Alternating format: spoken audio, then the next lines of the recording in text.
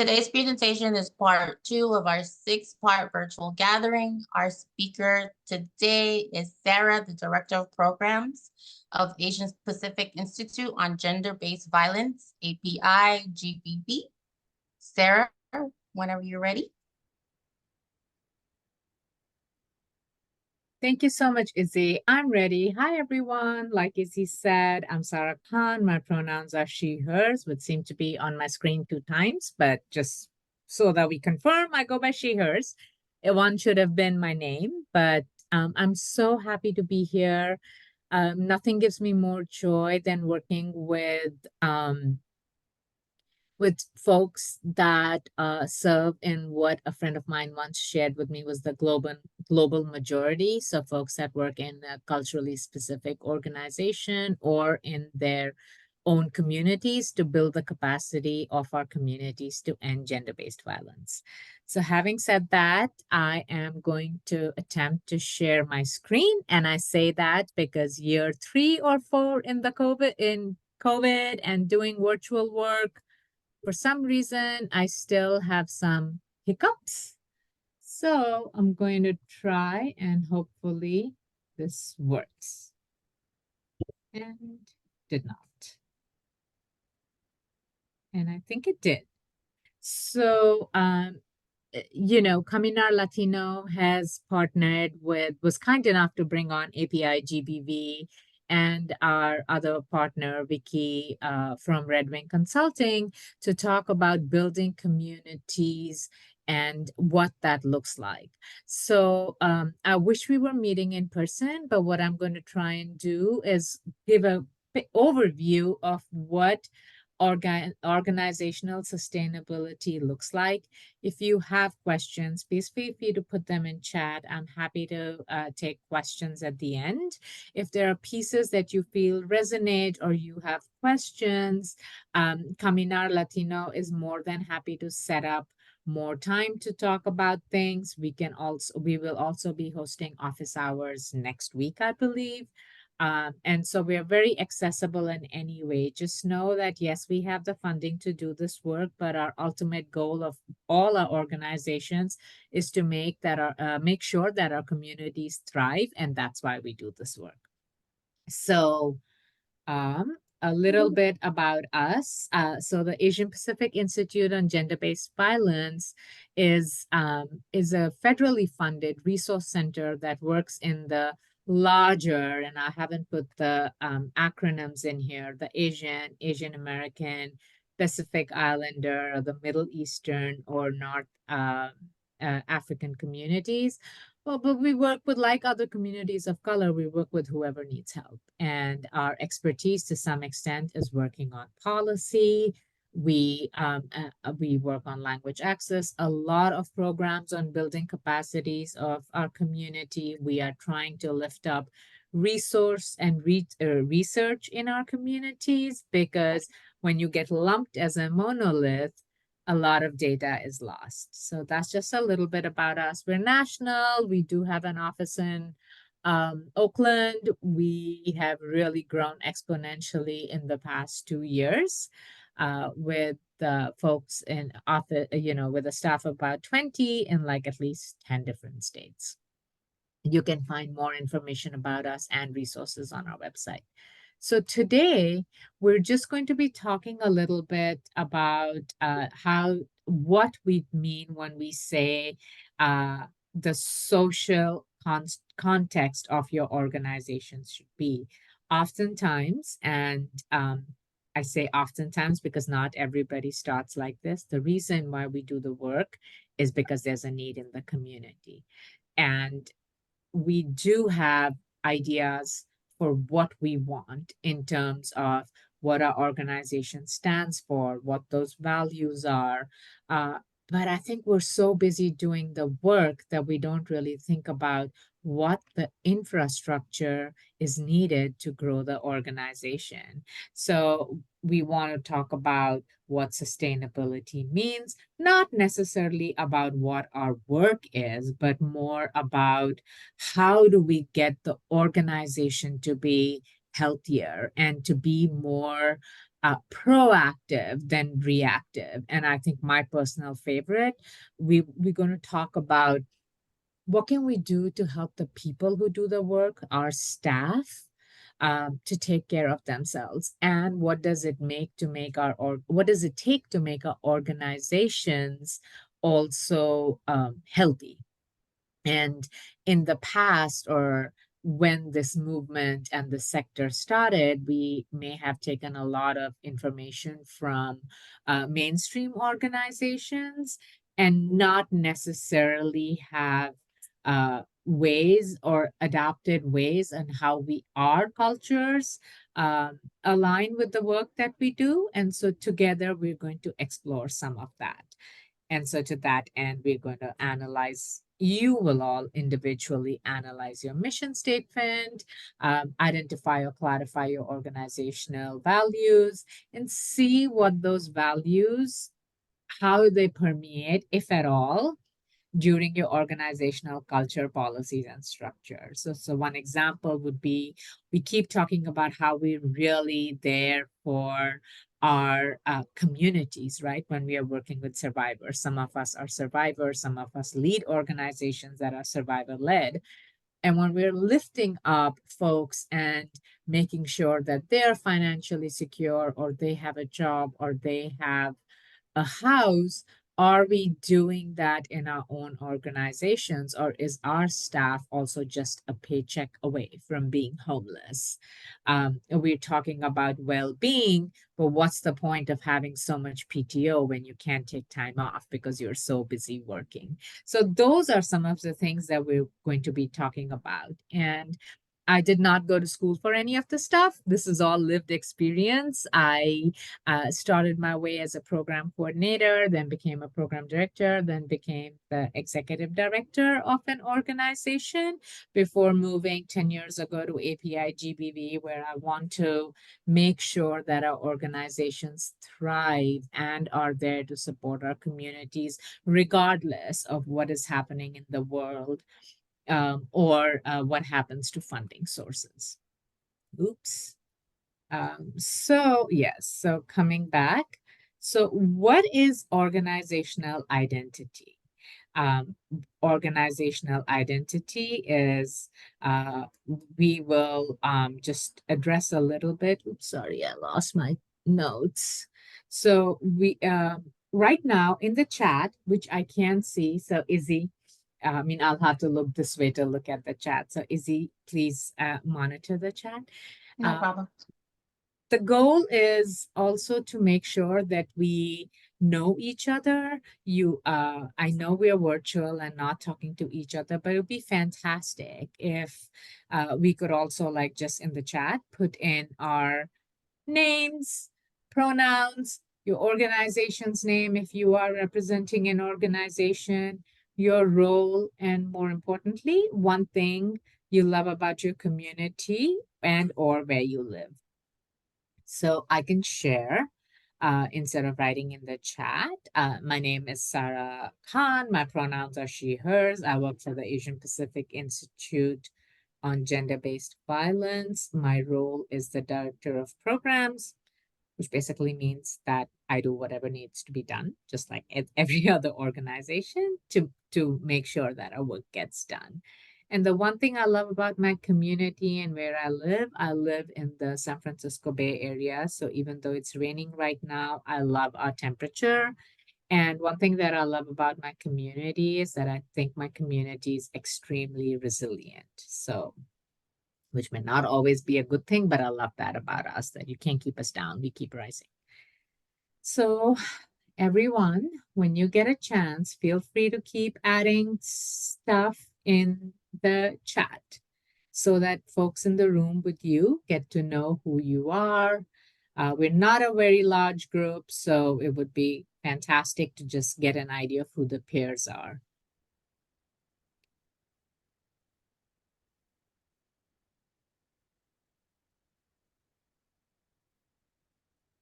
I so wish we were meeting in person, or I had something fancy like a Mentimeter. So what is sustainability? I don't want to read off off the chart, but what I do want to share is that sustainability to me refers to something that will make your project or your program goals um, shine through.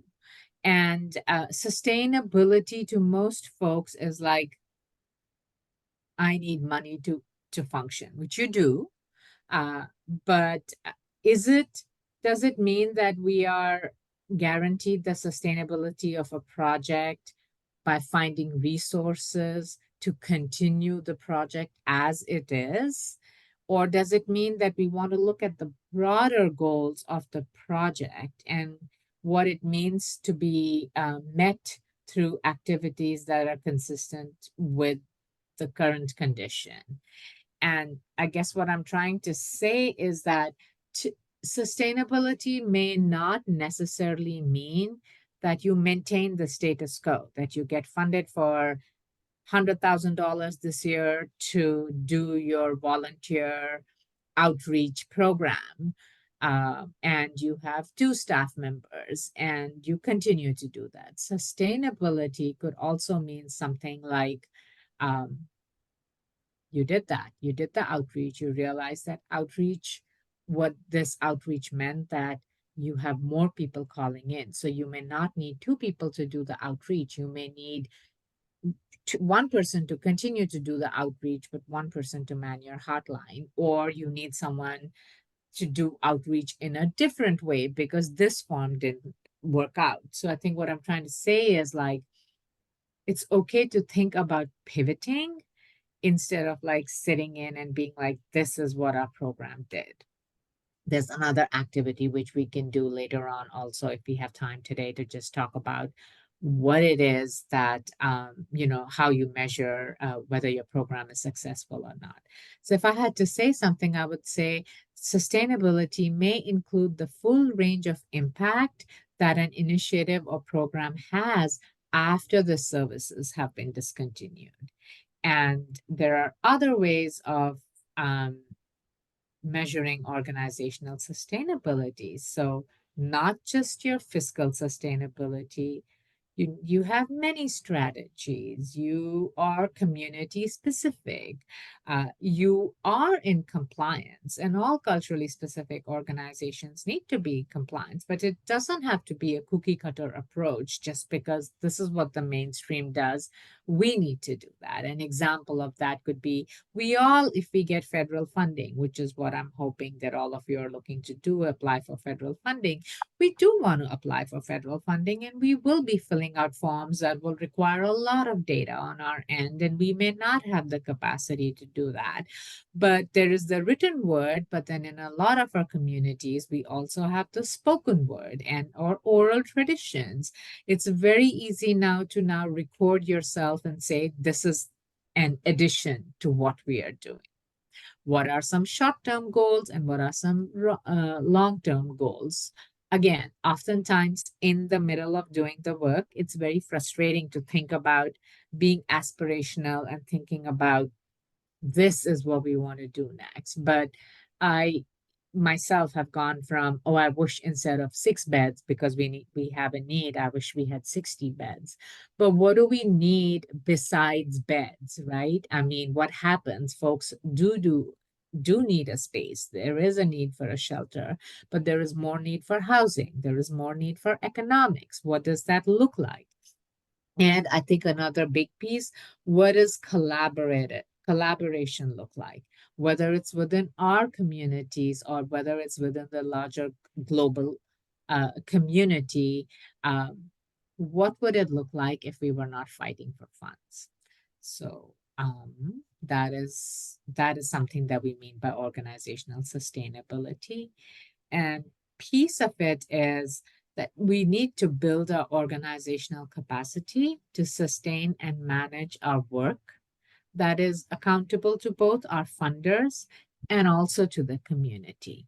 It is not at all easy. So it's what are our mission and values? Do we have sound financial management? Where can we get training for that? Are our organizations represented, whether by board and by staff, by the people we are saying that we are going to be serving? What does successful fundraising and collaborative partners look like? It is really important and exciting to have the time to collectively examine what it means for culturally specific organizations and to learn from each other about this unique and critical work. I mean, look at this. I work for API GBV, Izzy works for Caminar Latino. We are here together. End goal is we both want to serve our communities, but we also know that we could do this better if we are working together instead of working by ourselves. So um, I think it's a matter of looking for friends in unexpected spaces. And yes, we are sharing resources, definitely. But I feel like Lupe or Caminar Latino is leading the expertise or lending their expertise to us, where let's say I may not have the capacity to deal with the grants part of it that they are doing. So I'm also sharing live examples of the way that work can happen. So I'm encouraging everyone to go into their work with an open mind and think about what partnerships outside of traditional partnering with a mainstream organization like. So clarity doesn't always mean you know exactly what you're doing. Frankly, I never know exactly what I'm going to be doing. But it does mean you know why why you are there, what it is that you want to do, and how does that then translate on getting clear and confident on our organizational identity. And it's a very critical step in strengthening our organizational sustainability. Now, I could be very clear on what I think API GBV needs to do. And in my head, it's all clear. But do the 19 other staff members know that? Do the newer folks that have come in know that? Do they have the same context that I do?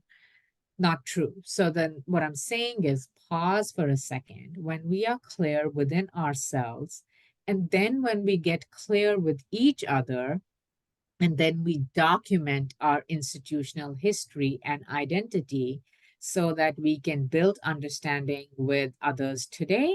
And then later on, 10 years, 50 years from now, with funders, with community members, with survivors, with everybody, what I'm just said is basically you wrote your proposal.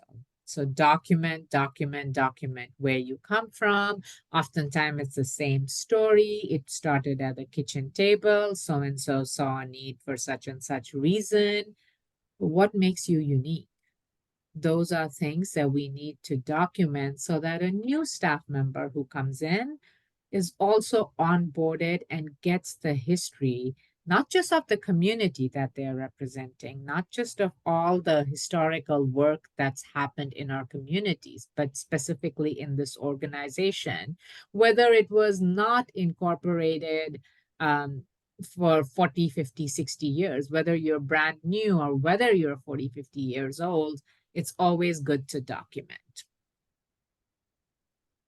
And some of the context is that we are programs and organizations serving specific communities who have less access to other options for safety and resources. That is the premise from which I'm thinking all of us on this call are, that we are working with organizations that do a lot with very little and in a culturally specific program. So, what does it mean to be a culturally specific program? For the purpose of this training, we're going to say that these are programs that are designed for survivors, by survivors, and also not by survivors, but people who are marginalized on account of language, ethnicity, tribal identity, geography, sexuality, gender identity, mental health, substance use status, being incarcerated, not incarcerated, immigration status, etc. Like you get to define what your sense of marginalization is, right? And we are not just culturally specific. If anything, um, the existing models of service delivery mostly are, if you want to say it, culturally specific to cisgendered, mostly the mainstream organizations, the way they've been called, to mostly white, the Caucasian community that is cisgendered, might be following one religion more than others. Well, we are working with the culturally marginalized communities. And this model kind of shows the current, it's not very current, but it is still true to now, that which exists within the context of history. And history does matter, and history does impact today. So this is the anti-violence movement, right? It's not at the center of attention. It's actually on the edge of the current environment, if you can see that. I mean, there's the whole history that we have, the current environment, whatever the current environment is, geopolitical environment in the United States with regards to our reproductive rights, with regards to immigration, with regards to any source of marginalization that you come from. And then a teeny piece of it is like the anti-violence movement. Then in that marginalized community, which deals with a lot of things, you also have oh, where did I go? Sorry.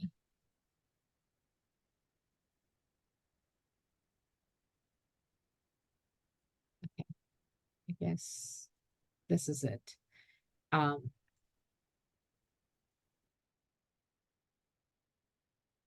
so this tiny circle that we are right here is the culturally specific organization that may address violence and sexual violence, domestic violence and sexual violence, and it usually sits within the context of history, because we do want to talk about a history and the present day environment.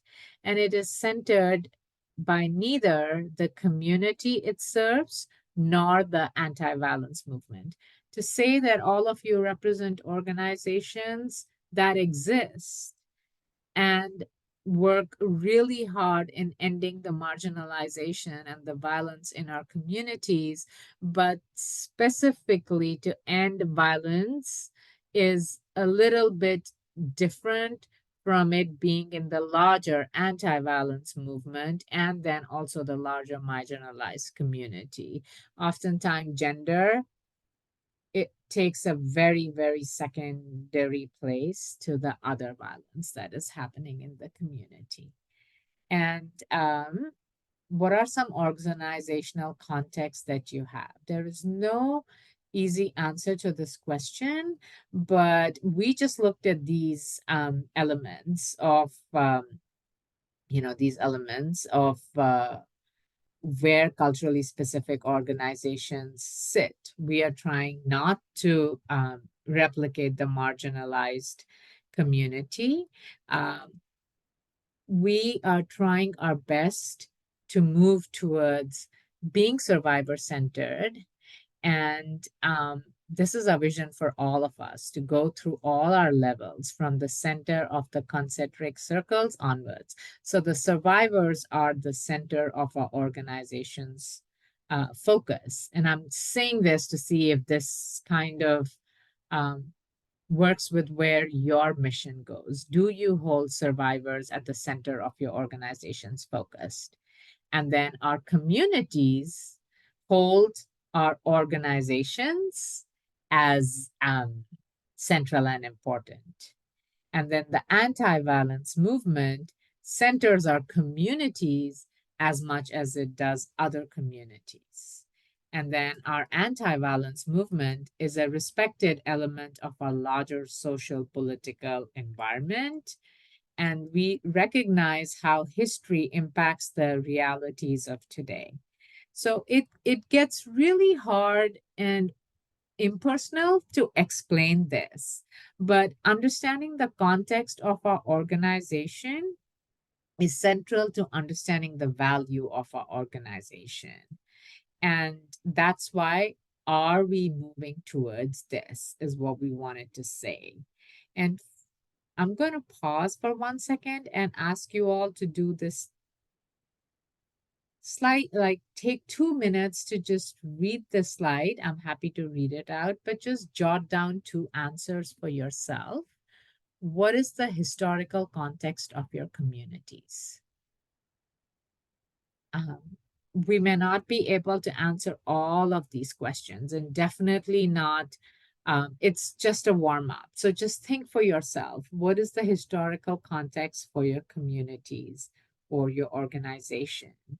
Um, what are the current social, political, economic conditions surrounding your communities? So what is the historical context of my communities? For example, I am right now I'm representing a conflict-driven area. And so me coming in here is my community holds a lot of historical generational trauma for being refugees. And the current social, political, economic conditions surrounding my communities is well, right now, it's really hard to practice my religion openly. And what is the relationship between your communities and the larger anti-violence movement? Um, Oftentimes, we are lost or invisible, is how I feel. Um, and how do our communities view your organization and work to end domestic and sexual violence? This I will answer not as part of API GPV, but as part of a direct service organization I volunteer with. And when I started doing that work like 24 years ago, the community basically thought we were homebreakers. We were out to make sure that we wanted folks to get deported. Did not think that sexual violence was something that was happening in our communities. And things have changed, but not really. And then what do survivors get from being centered in your program that do not get when they're marginalized in another? Well, first of all, language, and then culture. Um, and then how does all of this manifest in the development of your mission, vision, and values? So the mission was for helping and making sure that the community was responsive to the needs of the survivor. And yeah, and I totally don't remember what it was because I now was going to talk about API's mission. But I was sharing these examples and kind of doing a monologue in the hope that you all would also like it would just help you think about some things that you wanted to write about for yourselves. Uh, what else?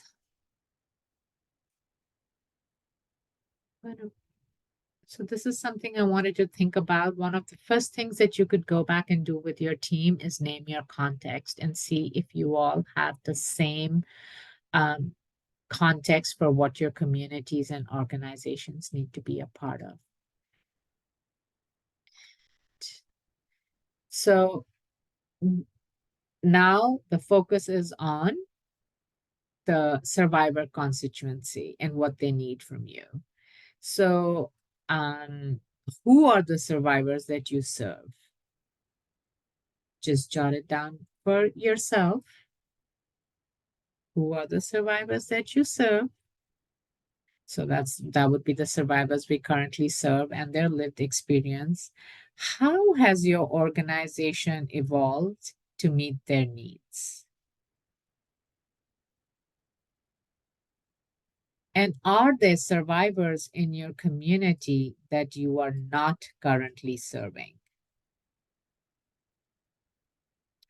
Are there ways you have not yet evolved to meet their needs?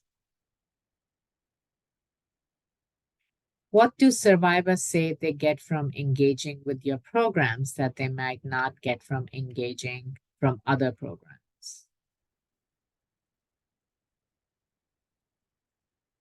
I repeat, who are the survivors that you serve? How has your organization evolved to meet their needs? Are there survivors in your communities that you are not currently serving? Are there ways you have not yet evolved to meet their needs? What do survivors say they get from engaging with your programs that they might not get from other programs?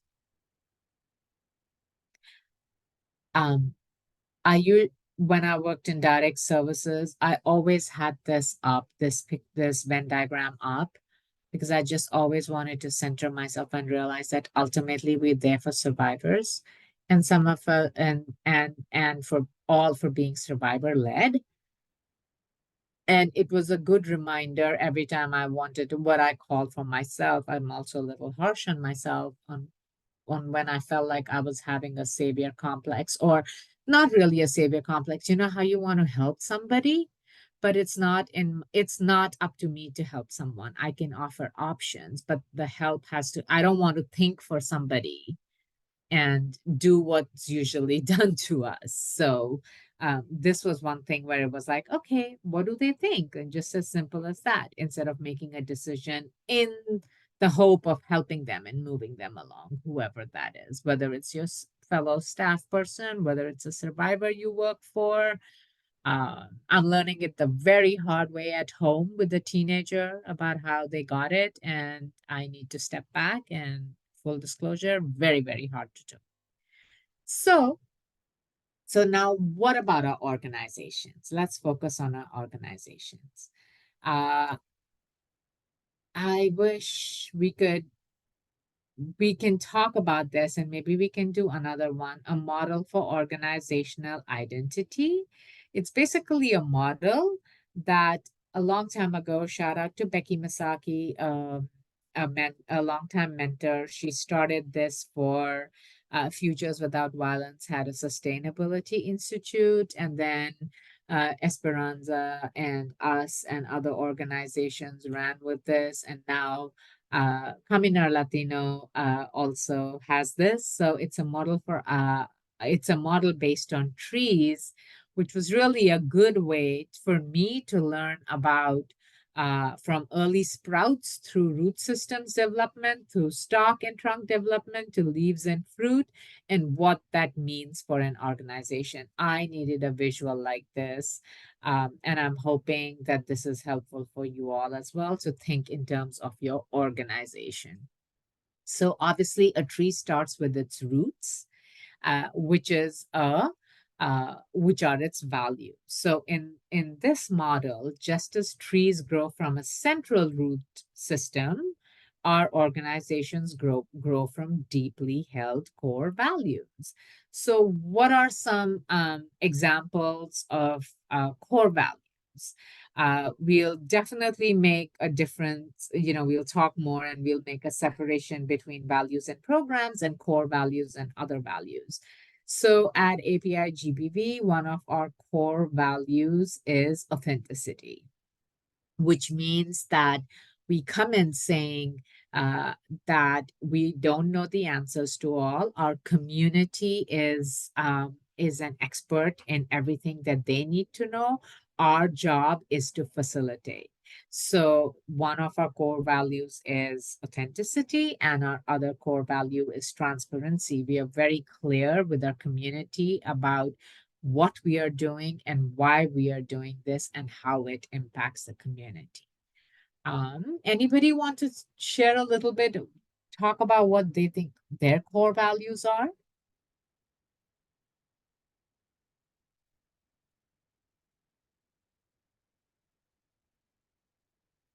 If I were working in a direct service organization, I would say survivor centered would definitely be a core value for me. And what else?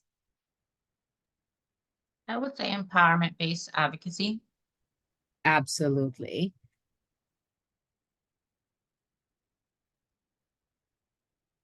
So just to say that Your root depends on the values you hold true. And why are we talking about values when we're talking about sustainability? Because that then goes to show what you're going to fundraise for. So, moving on, from deeply held core values, you grow an organization that is sustained by a thick, healthy trunk. uh, I'll look at it like, you have nutrients for the roots, they infuse the tree trunk, they grow um, branches, and it shows the wisdom over the years. It could bend, but it does not break. Full transparency, we're struggling right now with our infrastructure. We have grown and we're doing wonderful with our programs, but we are still struggling to put in like HR or I don't know, timesheets. I think with the struggle also is a little bit about how now we are remote when we were never remote. So it's lifting up all of that and working across different straits. But I say that back in the day when we were doing this, infrastructure meant having somebody who knew the finance. We made sure that we could have space to do an audit. Infrastructure meant that you had a good, we all don't need an HR department, but who do you go to when staff has issues? Who does the staffing plan? What does the well-being for the organization look like? Do you have commuter benefits? Do you have a phone stipend? What does it look like in terms of, do people have a good working space? Your laptops, your mics. Now we need standing desks. Like, those are the infrastructures. Like, what do you need to be able to do your work to the best capacity? So that is for the staff. And then for the organization to be healthy, it's like, what will a funder look for? So your audits are fine, you have a fantastic filing system, the notes that you take are objective, not subjective, just in case you get audited. There is a policy in place that talks about where personnel can go to. You have sexual assault policies for the organization. We all come from small communities. Most of us come from small communities. Do we have like a separation of duties? If I'm the ED and my niece is on the board, what does that look like, right? So things like that. Those are the strong infrastructure roots that you need, where tomorrow nobody can turn around and have like a weak infrastructure and you crumble. So, and strong branches support healthy fruit. So through the trunk, the roots connect to and feed the branches, right? Our values are all going into the infrastructure and programs and support longstanding and productive and beautiful organizations. We get flowers and leaves, then we get fruits, that which are our programs. Fruits change, fruits change all the time, right? Sometimes you have good fruits, sometimes you don't have a good harvest. Roots and tree trunks stay the same. Those values and your infrastructure needs to be the same, whatever happens with the branches and the fruits. Fruits become ripe and fall, new ones grow, fruits feed the community. But if there's a storm and the fruits blow off, or there's frost and fruits don't go, it's okay. The fruit is done, but your roots and your infrastructure still stays. And so this is what we think about, right? We think about this beautifully balanced tree. Look at how strong the tree's infrastructure is, and you see some roots, and it's a healthy root system, sturdy tree, and so much beautiful fruit, reliable infrastructure, and flourishing programs. Well, we know what COVID showed us. Oftentimes, this is what we end up with. So what is going on here? Anybody have an idea? Anybody want to put in chat or maybe even speak? What do you see?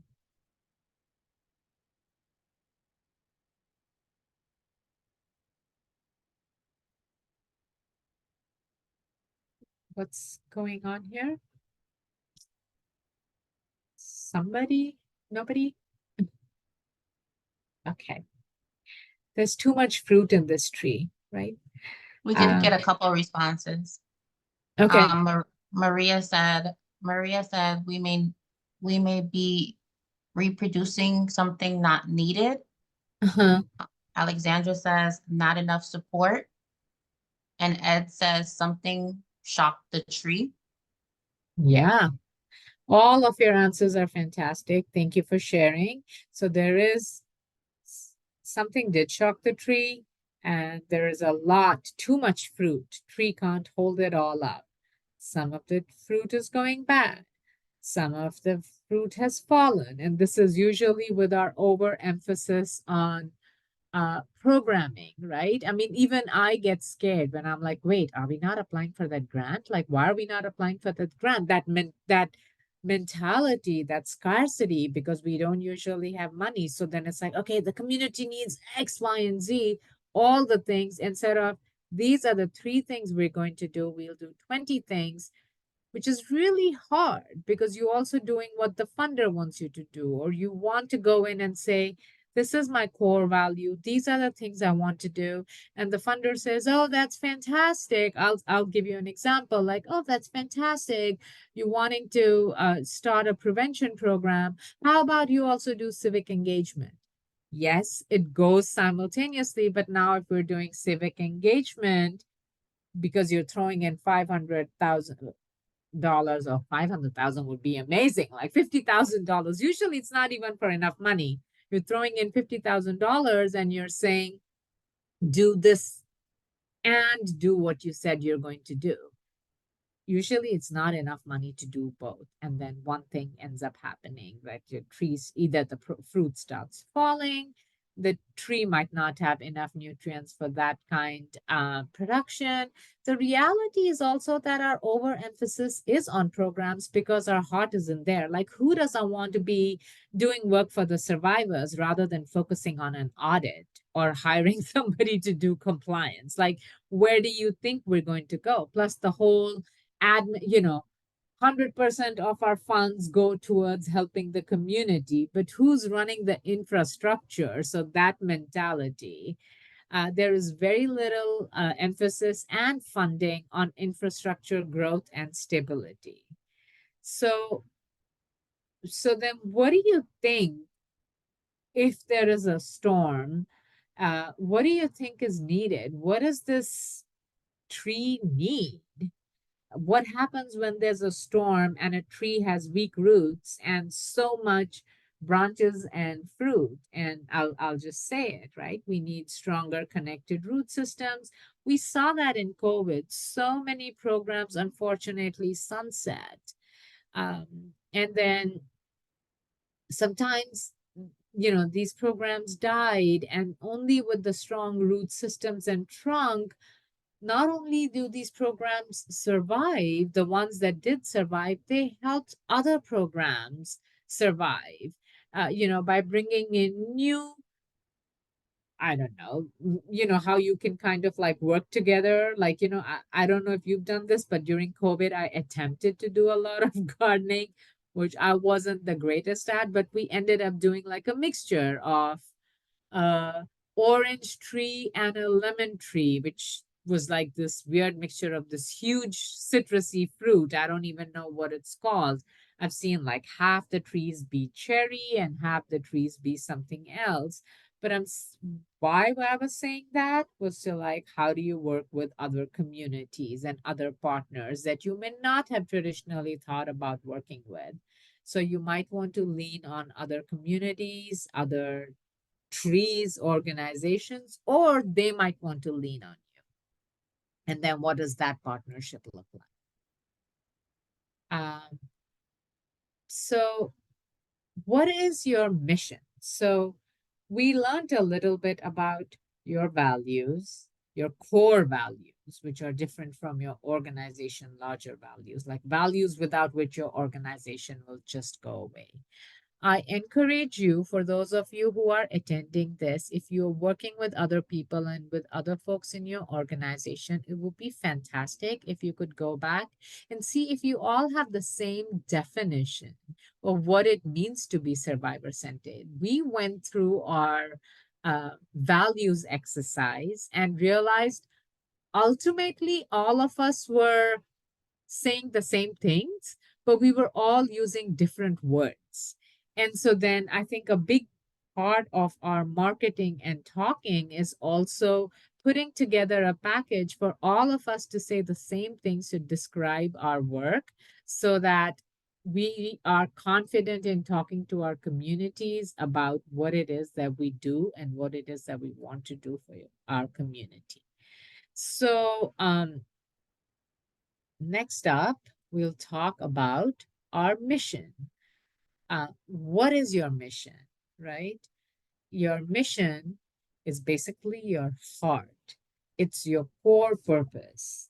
In one or two sentences, you should be able to describe it. How many of you know how to describe your mission in one or two sentences? I will not me. I still have to read it because it's not one or two sentences. But that's what our mission should be. Uh, that is what our elevator pitch should be. If you're working for an organization that works to end gender-based violence or violence in our communities, then you should be able to say that. You should be able to say, like I would say, like the Asian Pacific Institute on Gender-Based Violence is a federally funded resource center that works to build the capacity of the culturally specific programs that it serves. That's not what our mission says. Our mission says something about ending gender-based violence with equal opportunities for all communities to thrive, but I kind of word it in a different way. What I'm saying is, again, see what does your mission say? Do you all have access to your mission? If you do, just before you look at what your mission says, think about your core purpose, write in one or two sentences what you think your mission should say. If it says end gender-based violence for eternity, that's a fantastic, lofty goal. But what do you do? Like, how does it guide your action? What does it do so that you're focused on growth and it doesn't change frequently? And so your mission basically is there is no organizational team here because it's just all of you. Underline the most important words in your mission statement. Um, that conveys critical information to the world about your organization's purpose. And circle the words that you think you need clarity on, that you think might need um, more discussion on. And think about words that may be missing in your current mission through bubbles. And I say that because most of us have gone through changes in life since COVID, and all the things that we thought life was going to be pre-COVID has changed. So, for example, for us, um, there is no in-person office necessary, right? We are virtual. And that's been a huge shift. That does not affect our mission, but that does affect our service delivery. And as an organization that does provide training and technical assistance, is open up a whole new world for us, which wasn't happening before. But then what does that mean? Are we going to go wide or are we going to go deep? Those are some questions that we have to talk about in our own organizations. I kind of was a little bit about that, um, what your mission is, how you can get clear. And then these are our core values, the roots we were talking about. They are central to what you do. They don't come and go. These values means they tell the world who you are.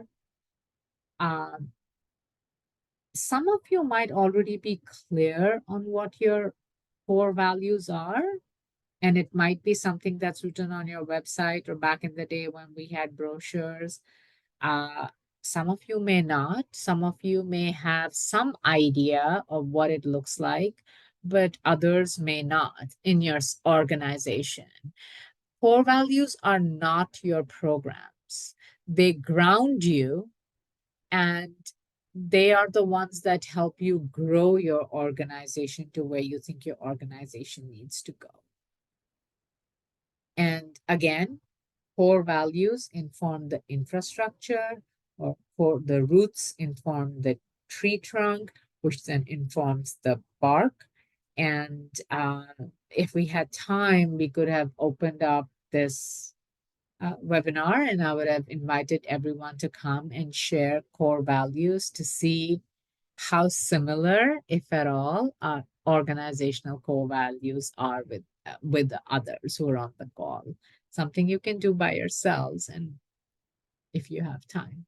So in the area of your tree, if you do this exercise with your office folks, in the roots, you can write down your core values. Just what you value, and then tell each other, what do you mean by that.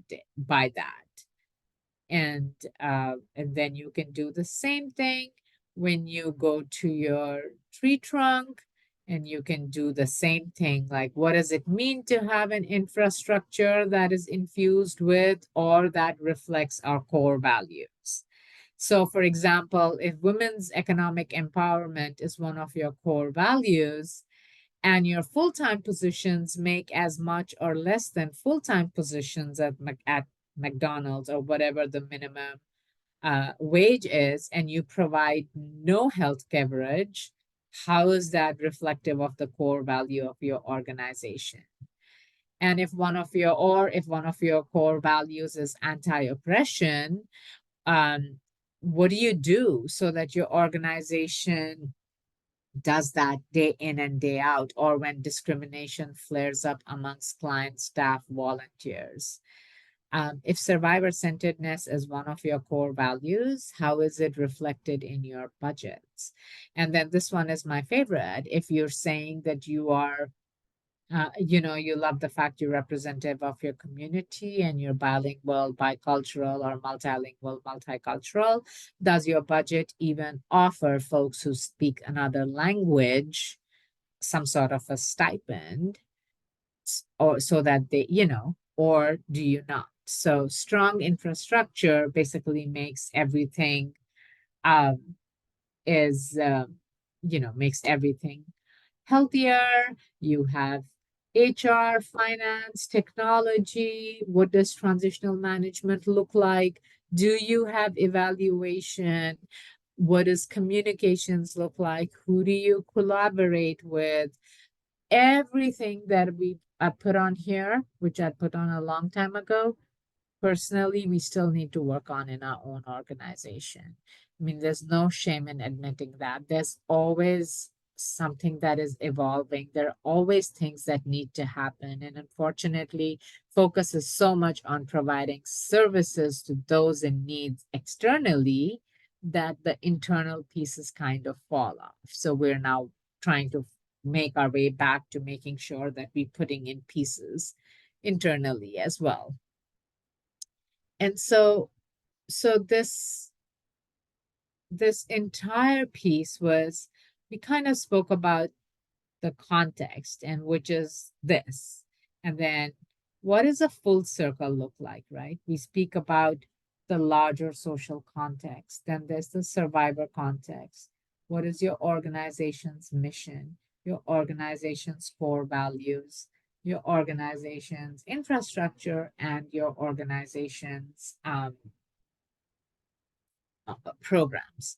So if that means we looked at context for our organization and for survivors. We kind of sort of spoke about an organizational model. We examined our mission. We clarified our organizational core values. We didn't, I'm hoping you all did. and we're not checking other emails and catching up on work. I really hope this was helpful in some way. And then we saw how our core values can link to strong infrastructure to support sustainable programs and people. And then just think about what it means to sit back and think about our organizational identity as culturally or geographically marginalized organizations. Like, what if you're rural? How does this how does this fit in? And I hope you've been documenting or will be documenting, even if just for yourself. And then what is your organizational identity, right? Um, just see if you can answer this question at all for yourselves. I mean, you're more than welcome to share, but what is your unique position in your community? By your meaning your organizations. What are the key strengths that are in your organization? 2 words. So, what difference are you able to make? So, the first two are for your community or your organization. The first one is for your community, it's that concentric circle. The second one is what is the strength of your organization?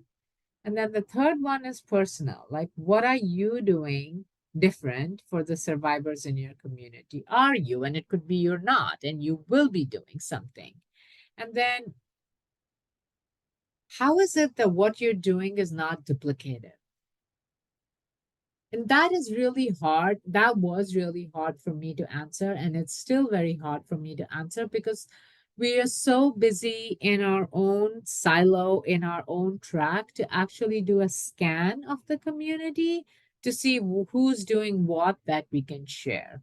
But I can tell you in my previous role, one thing that we did that was not duplicative, but that was also the need of a community, was that we realized that we did not need our own shelter. Why we did not need our own shelter? Because we worked with other culturally specific programs to use their shelter. Also, because the community that I was a part of at that time did not really oftentimes qualify for shelter. And also, their needs were longer. Transitional housing is what was needed, like a 30-day, 60-day stay did nothing, just given the large family slash immigration issues that were going on. So it was literally, so we had to like up and, really build our transitional housing program. But what was not duplicated was we were not getting a shelter. We did end up and go out and ask for hotels for, uh, this is back in 94, 95. It was a big thing to ask for hotels for like sliding scale or like rooms if they don't have filled that we may house folks for like a week or two. Um, so that's what we were doing. That was not duplicative, just to give you an example. And then Sarah, Maria would like to add that um, her strength in her organization is that all bilingual staff. They have an all bilingual staff. yay, Maria. I really hope you pay all bilingual staff a stipend as well. And that is so exciting and also a place to grow, hopefully. So what I'm hoping you all got from this was um, kind of developing a framework to describe the social context of your organization, um, and then analyze your mission statement. Also, the tree model works for me. I hope it worked for you. And if you identified or clarified your organizational values and saw how those values infuse in your culture, policies, and structures, and if not, would you like to see them infuse your culture, policies, and structure? And what, if anything, you want to learn more about? Because this was more a talk to than a collaborative session. Uh, I mean, Izzy is there. Caminar Latino staff is more than happy to take your questions, your ideas for other TA you might need. think we're going to have office hours next week. If you want to talk, then we can do that as well. And what else? I think that's it. I just want to say thank you and see if you have questions. And I should stop